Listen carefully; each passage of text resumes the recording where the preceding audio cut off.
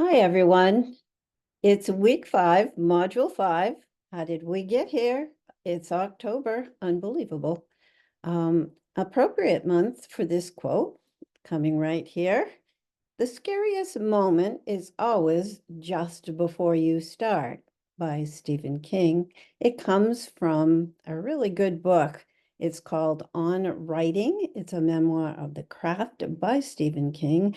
It's been recommended by lots of writing projects that I've been associated with since he wrote the book. So I highly recommend it for you to read. It reads like a novel, actually. Lots of stuff that you can use in your own classroom. You have to put it on your own classroom's level, but you can do that. So here's the first thing, again, is to watch my video that you'll see when you go into Brightspace. You'll see me. And this week, we're going to move into a term called writing to learn. What we've been talking about recently in the first chapters anyway of the book and within the modules too is learning to write. But now we're moving into writing to learn. And writing to learn has a lot to do with writing that is gained or done through the content areas or writing across the curriculums. I interchange those two terms a lot, and it's okay. So the topics for this week there are a few. It's genres will be starting. Personal writing is a particular topic this week that you'll be reading about, and some journal writing.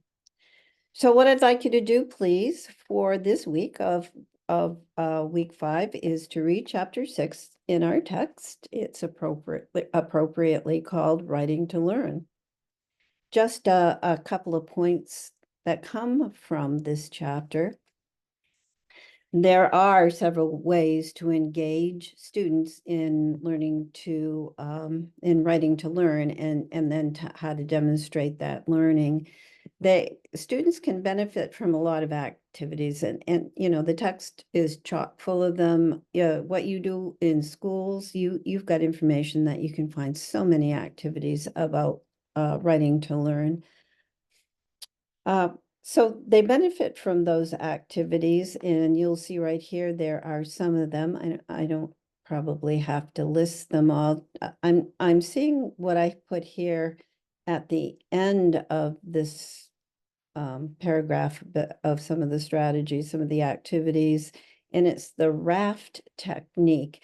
And you'll find that the chapter talks a lot about that technique developed specifically for learning to write. A lot of school districts in Maine use it. You might want to be familiar with that. So that'd be a highlight in reading that chapter, something to look forward to.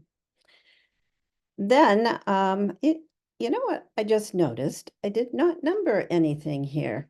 That is not like me. So all these bullet points in the past have had numbers. Oh, I don't know what I was thinking, but I didn't number them. It's interesting too, because when I read papers, especially if you submit a paper that is in the informational style and you have headings and you have numbers and you have bullet points, um, I'm such an information nerd that I find those kind of papers very interesting. So that's just an FYI anyway. So here, this bullet point is to view a short video on journal writing. Journal writing is one of the kinds of writing that you'll find described within the chapter. The video is by me. It's a little bit dated. It doesn't have, I don't think it has wrong dates in it. I think I was smart a few years ago. It doesn't have wrong dates.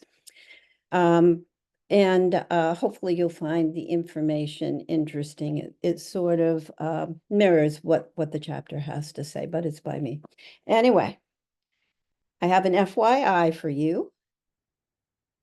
I'm asking you if you're doing journal writing in your classrooms right now. So,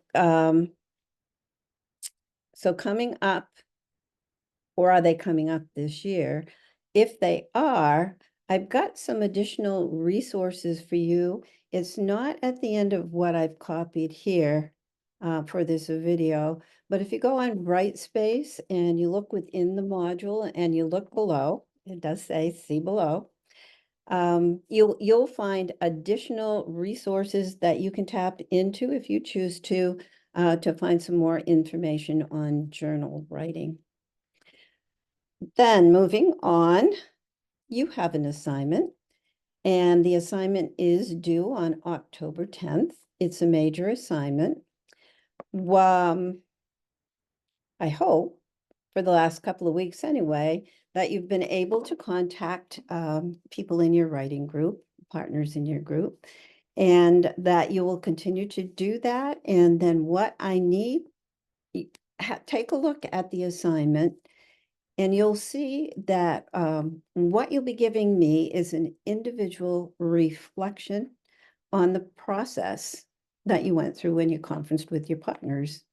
You as the writer, and then you as the teacher of writing. So it's going to be from two perspectives. It says that in the instructions. Again, what you probably know about me by now is that there are a few things that I really take a good look at besides the content of the papers that you submit. And I just want to back up just for a second, because I do need to say something about the first major assignment, the reading writing connection that you got in and that I graded, and everybody got their paper in, and fantastic for that. You probably had some comments about the content of your paper, and I look at it in quite a few different ways. But I want to say that in general, that this class, I was blown away actually with the content of your papers. In most cases, in most all cases, the papers were superb. So you probably, going back, you probably figured out something about my grading system. So number one, here's a number, the timing is everything. The content's everything really, but the timing also counts. Most everything I assign is due on a Thursday by midnight. I do sometimes give an hour or two one time pass, and I may not count it once, but probably from now to the end of the semester, you might find a bit of a deduction if the paper is not on time. So all major assignments that you submit, I'm asking you to submit in simple, actually, APA format, and most of you have done that. If you have not, you've realized that you can revise papers that are submitted on time. So if I've taken off a point or two because your format is not, it doesn't have to be precise, but if it's not in the APA format that I'm expecting you to submit it in, then I will ask you to revise it. And it's up to you, if you want that extra point or not, go ahead and revise it. Resubmit it to me in the same link, and then I'll evaluate it again. Might take me a week or two because it's a little bit harder to go back, because I keep moving forward. It's a little bit harder to go back and grade those papers that have been resubmitted, but they certainly will be done, I hope, timely by me, at least in the week after you resubmit it. So I think that's about the things you might have noticed about when you get in major assignments, what you get back. So moving on, I don't know where we are here. Moving on, you've got an assignment coming in on October 10th, coming into me. That assignment is the reflection part of the writing piece, the conference, the reflection, and the writing piece. Again, I've broken that assignment up into two parts this semester. So the October 10th submission to me is the reflection. again, it's your reflection on what, how you experienced the process with your group or with your partners as a writer. What kind of feedback did you get? And as the person giving feedback to somebody else. So again, two perspectives. So I did circle back there.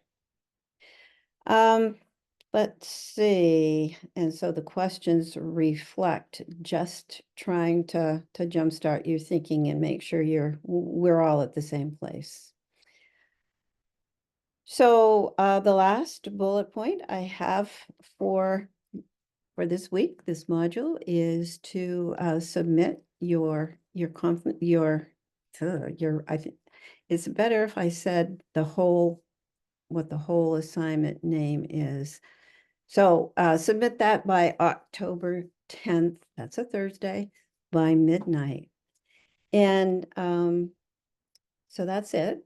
There's no other homework. Most of the homework is reading this week and taking a look at a couple of videos, this one in particular, and then getting that assignment in by October 10th by midnight. So have a great week, and we'll see you later. Bye.